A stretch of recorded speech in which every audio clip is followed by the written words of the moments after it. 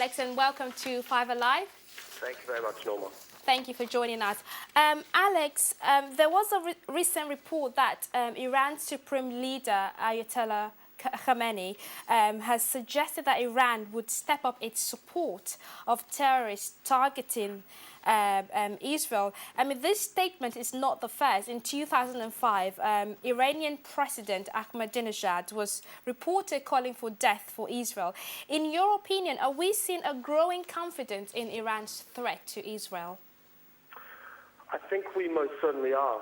I mean, as you said, this is nothing new. For a number of years, the Iranian supreme leader, the Ayatollah, as well as President Ahmadinejad, have preached both a destruction of the state of Israel and a genocide against the Jewish people worldwide. And as Iran's nuclear program reaches its grim conclusion, and it gets to a point where even a military strike may not be successful in curtailing it, I think we're seeing greater and greater sort of boldness on the part of the Iranians, and that is extremely dangerous because, as you mentioned, it's not just a direct threat of Iran which destabilizes the region. It's the use of its proxies, Syria, Hezbollah and Hamas, which could draw Israel into the region into a broader war. So there's a very, very serious concern that this is what's happening. Article titled Nuclear Iran. It's not just an Israeli issue. You mentioned the Cold War in the region, especially between Iran and Saudi Arabia, and the possibility of nuclear arms race between the two extremist radical regimes. What is the biggest concern if Iran acquires a nuclear weapon? Well, the threat of a nuclear Iran, as I mentioned in that article, it extends well beyond Israel alone. There's a tendency at the moment to cast this as a showdown between Israel and Iran, but in fact it's nothing of the sort. It's a showdown between a murderous, brutal regime on the one hand and the countries of the world which seek peace on the other. The countries which will allow threats of war and genocide to go unchallenged and those who won't. And we must remember that the United Nations was founded on a notion of collective security, on a principle that peace will be maintained and tyrants will be confronted collectively. It's not the duty of one country, it's not the duty of Israel alone. The world bears a collective responsibility to ensure that states which threaten genocide, which vow to wipe a UN member state off the map, to exterminate the Jewish people, will be challenged by the entire peace-loving world. And as for the severity of the Iranian threat, I think we have every reason to believe that it's genuine and serious, for the very simple reason that the Iranians have never sought to conceal their intentions. Iran's politicians, as you mentioned, speak openly of removing Israel from the pages of history. Iran's religious authority, the Ayatollah, speaks openly of destroying the Jewish people. So why wouldn't we believe them? There's a Holocaust survivor, Yossi Klein Halevi, who once said that when someone says they're going to kill you, you must believe them.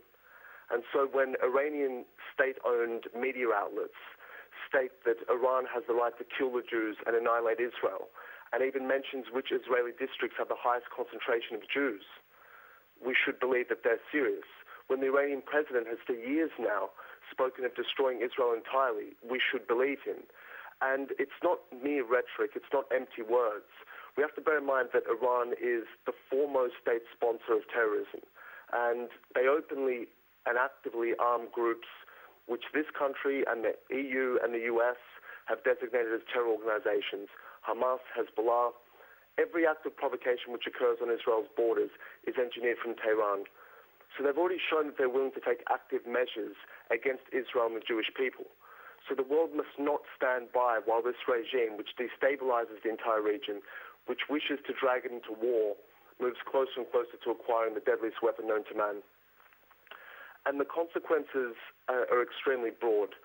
There's this regional rivalry with Saudi Arabia over supremacy in the region. There's a strong desire to displace the US presence, particularly the Fifth Fleet in the Persian Gulf, and therefore to seize control over the Gulf states and control of the world's oil supply. And there's a very grave risk that Iran acquiring nuclear weapons will then throw the region into a nuclear arms race, because Saudi Arabia, inevitably feeling threatened, will most likely look to its Sunni ally Pakistan in order to acquire its own nuclear arsenal. And the very thought of these two belligerent regimes, Iran and Saudi Arabia, competing over nuclear arsenals is truly terrifying. Alex, you also mentioned in your article that Iran stands poised to rock any stability that Israel may have now, and also to transform the balance of power to transfer the balance of power in the Middle East. What options does Israel have to protect its borders, existence, and people, whilst preventing any unforeseen consequences that U.S. Secretary of Defense Leon Panetta has warned against?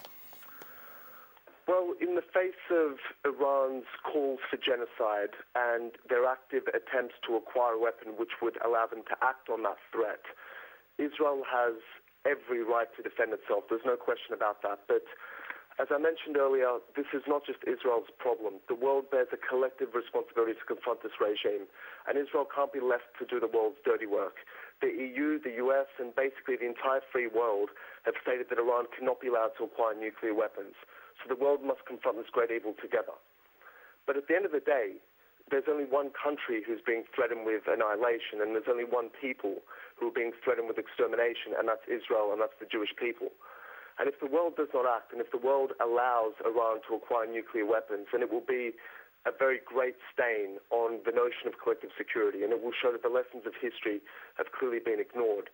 It's very easy after the Holocaust to say never again and to make grandiose statements about standing up to tyrants and defending people.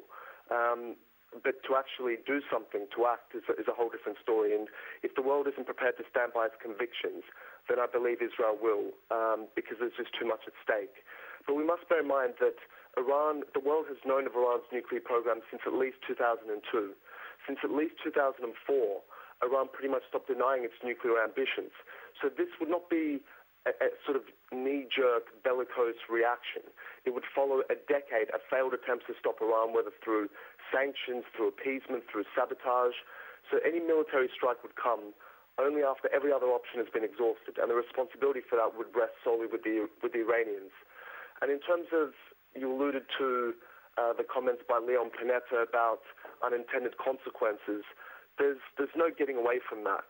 A strike on Iran will not come cheap, and there will be very serious consequences from that, and most of all for Israel. And this is why Israel reserves the right to use military force as an absolute option of last resort. We must remember that each time Israel is drawn into a war, the very survival of the nation and of its people is at stake, because Israel's enemies will settle for nothing less than its complete destruction. So the sorts of consequences that Leon Panetta is referring to is an attack on the U.S. forces in the Persian Gulf. The U.S. Fifth Fleet is located there, and there's a concern that Iran will strike against it and other U.S. interests in the region. Panetta also refers to the threat of Hezbollah, which has a stockpile of some 50,000 Iranian missiles and which is threatened to use against Israel in the event of a military strike against Iran. He's talking about the increasing possibility of Bashar al-Assad in Syria, who's becoming more and more desperate, who may seek to attack Israel to deflect attention from his atrocities against his own people. He's talking about the growing unrest on Israel's southern border and the risk of infiltration from Egypt. So there are some very, very serious consequences of striking Iran, which really can't be avoided. But the consequences of letting Iran become a nuclear power are so much more grave and so much more serious. They're really infinitely worse. So I think that there's this duty on the world to act and to stand up to Iran and make sure that it does not become a nuclear power. Alex, Iran has been levied with a number of sanctions which has been arguably ineffective. At what point do you think America and the West will take military action to stop Iran's nuclear acquisition? Well, we've seen a number of measures. The latest have been, as you mentioned, economic sanctions aimed at sort of giving Iran an economic incentive, financial incentive to curtail its nuclear ambitions. But whether that's likely to work is highly questionable, particularly considering that Iran has stated that becoming a nuclear power is its destiny. I think it would be too much of a fall from grace for it to now back down at this point in the face of international pressure. There will come a point in time where every option has been exhausted and where time has run out and only a military strike can stop Iran. And we're not far from that. The IAEA, who sent in their inspectors a few months ago, the United States, the EU, Israel will know precisely when that point in time is. And when that time comes, there will be no option but to act seriously against Iran. And if at that point, if the US and the rest of the world forces Israel to act alone, then I believe that would be a massive blow to international and collective security. It would mean that alliances and treaties and pledges of support count for nothing. Just thank you so much, Alex, for your comment. We're running out of time. Could you just briefly tell us about your organisation and how our viewers can support what you do? Well, the two organisations which I'm a part of are firstly the Zionist Federation, which is the foremost advocacy group for Israel. And as you know, and as your viewers will know, this is a time of great threat and jeopardy for Israel and the Jewish people. So the support of particularly the Christian people for the Zionist Federation and their activities is desperately sought after. And the second organisation which I'm a part of is the Jewish Thinker, which promotes dialogue between Jews and Christians and encourages scholarship and debate in the matters which affect the Jewish people the most, like Holocaust awareness in the Arab-Israeli conflict. So anything they could do to support that, whether it be commenting on articles or contributing their own, would be very, very helpful to the Jewish people and to the causes of greatest importance to them. Well, thank you so much, Alex, for joining us today. I mean, that was wonderful. I've learned a lot today. I'm sure our viewers have done the same as well. So thank you for your time. We really appreciate it. My pleasure. Thank you. Thank you. Bye-bye. Bye-bye. Suzanne